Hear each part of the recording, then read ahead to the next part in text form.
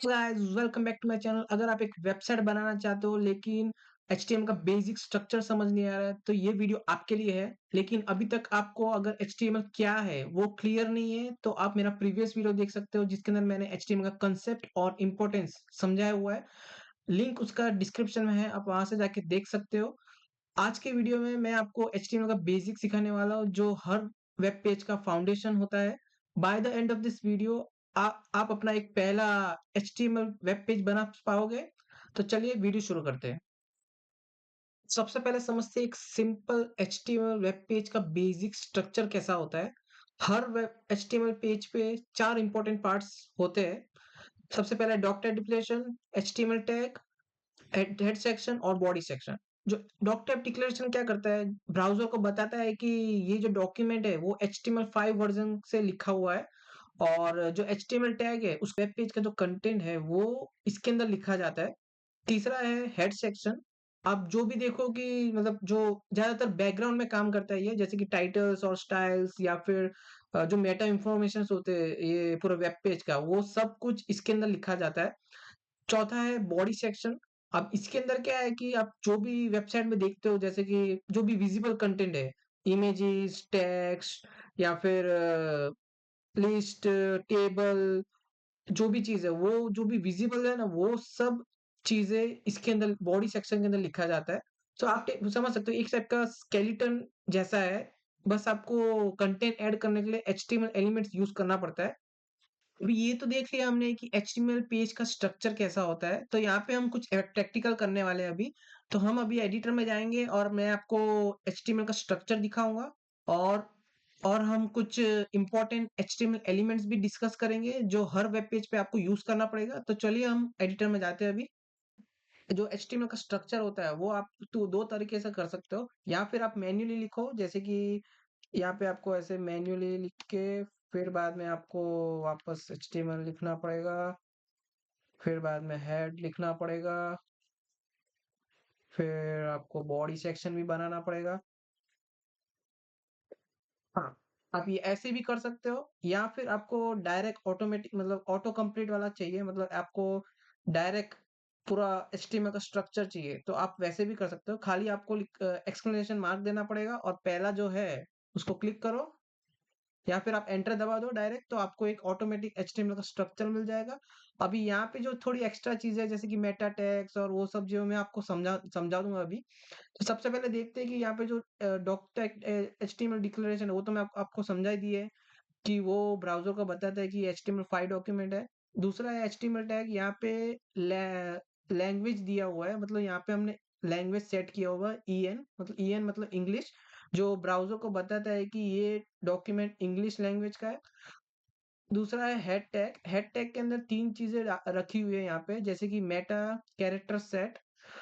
अब ये क्या करता है कि जो भी मतलब ब्राउज़र को बताता है कि क्या-क्या यूज़ कर सकता है वो, जैसे कि नंबर, कैरेक्टर, लेटर। तो यहाँ पे हमने यूज़ किया हुआ है UTF-8 जो है स्टैंडर्ड कैरेक्टर एन्कोडिंग।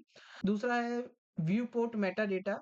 अभी ये क्या करता है कि जो डायमेंशन और जो स्केलिंग होता है वो ब्राउज़र को बताता है कि कैसे कंट्रोल करने का।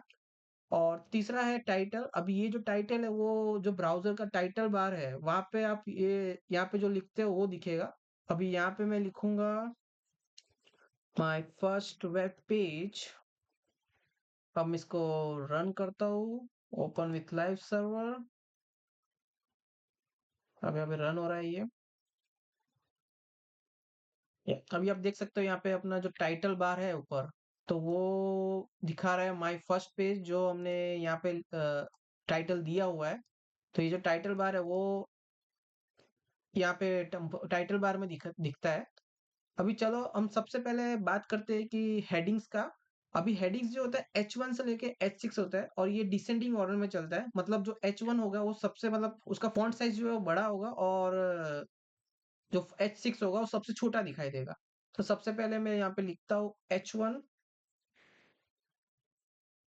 ठीक है, अभी यहाँ पे मैं लिखता हूँ हेडिंग 1, और ऐसे ही मैं इसको कॉपी करता हूँ और paste paste paste paste, paste. अभी यहाँ पे मैं सबका टैग नंबर चेंज कर दूंगा टू 2 3 4 5 6 3 4 5 6। अब मैंने सबका चेंज कर दिया है।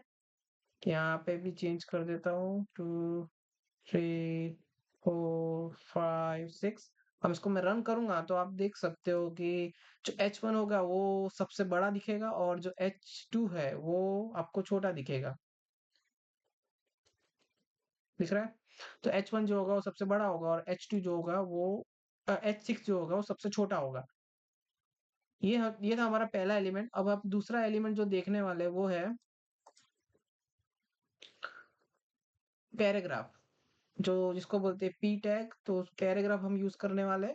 अभी पैराग्राफ क्या करता है कि आपको अगर नॉर्मल टेक्स्ट चाहिए, मतलब नॉर्मल फॉन्ट साइज और नॉर्मल फॉन्ट चाहिए, तो आप पी टैग यूज कर सकते हो। अब यहाँ पे आप कुछ भी लिख सकते हो, जैसे कि माय फर्स्ट पैराग्राफ टेक्स्ट। अब इसको मैं रन करता हूँ तो यहाँ पे आप देख सकते हो कि एक नॉर्मल टेक्स्ट, आप जो भी मतलब वेबसाइट में देखते हो कि ज्यादातर जो पैराग्राफ जो होते हैं बहुत सारे, मतलब जो भी पैराग्राफ या फिर पॉइंट वाइज जो भी चीजें होते हैं, तो यहाँ पे जो नॉर्मल टेक्स्ट होता है वो पी टैग यूज करके लिखा जाता है।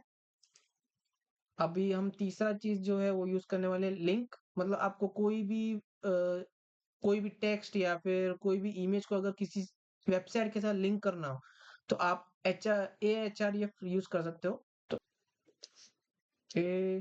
AHREF और फ्लो स्टैक। अभी यहाँ पे मैं ए टैग के अंदर आपको एक टेक्स्ट लिखने का, विजिट दिस वेबसाइट या कुछ भी आप लिख सकते हो। मैं यहाँ पे लिख रहा हूँ विजिट दिस वेबसाइट,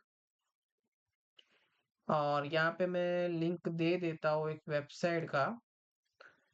यहाँ पे मैं मेरा फादर्स वेबसाइट का दे देता हूँ, इंडिया इंस्पेक्शन एजेंसी। यहाँ पे मैं इसको कॉपी करता हूँ, ठीक है, और यहाँ पे मैं पेस्ट करता हूँ, ठीक है। अब यहाँ पे मैं इसको रन करता हूँ तो आप इसको रिजल्ट देख सकते हो। यहाँ पे देखो, यहाँ पे एक टाइप का लिंक जैसा बन गया है। तो यहाँ जब मैं इसको क्लिक करूंगा तो ये डायरेक्ट मुझे वो वेबसाइट पे लेके जाएगा। तो एक टाइप का मतलब एक लिंक बन चुका है। तो आप इस ऐसे ही आप इमेज को भी लिंक कर सकते हो, पर मैं अभी वो दिखाने वाला नहीं हूँ, पर आप ट्राई कर सकते हो। अगला जो एलिमेंट है वो हम देखने वाले इमेज। मतलब आपको अगर इमेज शो करना हो अपने वेबसाइट के अंदर तो आपको यूज करना पड़ेगा IMG टैग, जिसके अंदर हम SRC देंगे। SRC मतलब उस जो इमेज है उसका लोकेशन। तो यहाँ पे मैंने पहले से इमेज ले लिया है। मैं ये डॉगी का इमेज यूज करने वाला हूँ वेबसाइट में शो करने के लिए। तो सबसे पहले मैं ये इमेज का जो पाथ है वो कॉपी करूंगा और मैं ये SRC के अंदर पेस्ट करूंगा।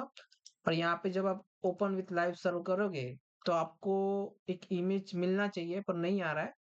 अभी क्यों नहीं आ रहा है? क्योंकि यहाँ पे मैंने जो पाथ जो है वो मैंने पूरा दिया है, मतलब फुल एड्रेस दिया हुआ है उस पाथ का। ऐसा आपको देने की जरूरत नहीं है, क्योंकि आपका जो इमेज है वो वो मतलब आपके खुद के फ़ोल्डर के अंदर है। अगर वो कहीं बाहर होता तो आपको फुल पाथ देना पड़ता। पर अगर जो इमेज है वो आपके खुद के फ़ोल्डर के अंदर है, तो आपको पूरा फुल एड्रेस देने की ज़रूरत नहीं पड़ेगी। बस ऐसे ही खाली नाम लिखो और डॉट पीएनजी या फिर उसका एक्सटेंशन डालो और ओपन विथ लाइव सर्व करोगे तो आपको जो इमेज है वो दिखने लगेगा वेबसाइट के अंदर। अभी इसका जो ये साइज़ है या फिर आपको कुछ डिज़ाइन करना है तो वो CSS यूज़ करना पड़ता है। पर अभी हम यहाँ पे वो नहीं करने वाले। यहाँ पे एक और चीज़ है जो मैं आपको समझाना चाहता हूँ कि जो इमेज टैग है इसके अंदर आपको एक और चीज़ यूज़ करना चाहिए जिसको बोलते हैं अल्ट। अभी यहाँ पे ये क्या करता है कि अगर आपका इमेज शो नहीं हो रहा है वेबसाइट के अंदर, तो ये यहाँ पे हम एक मैसेज दे रहे हैं, जैसे कि यहाँ पे लिखता हूँ इमेज इज नॉट शोइंग अभी ये क्या करेगा कि जब मैं यहाँ पे रन करता हूँ, तो समझो इमेज यहाँ पे दिख रहा है, अभी तो दिख रहा है, तो यहाँ पे वो अल्ट का काम नहीं करेगा।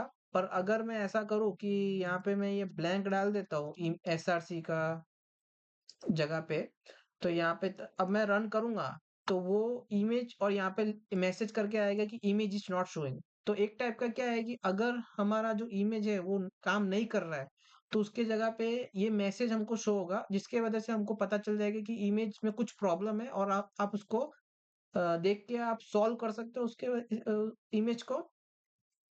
तो यहाँ पे मैं वापस नॉर्मल कर देता हूँ। हो गया।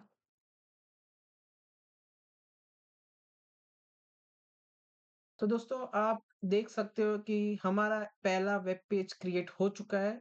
इन छोटी-छोटी एलिमेंट्स का यूज़ करके आप भी एक वेबसाइट बना सकते हो।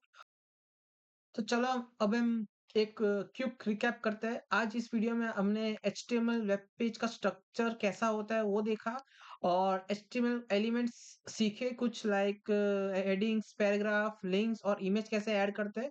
और हमने एक एच सिंपल वेब पेज भी क्रिएट किया है आज।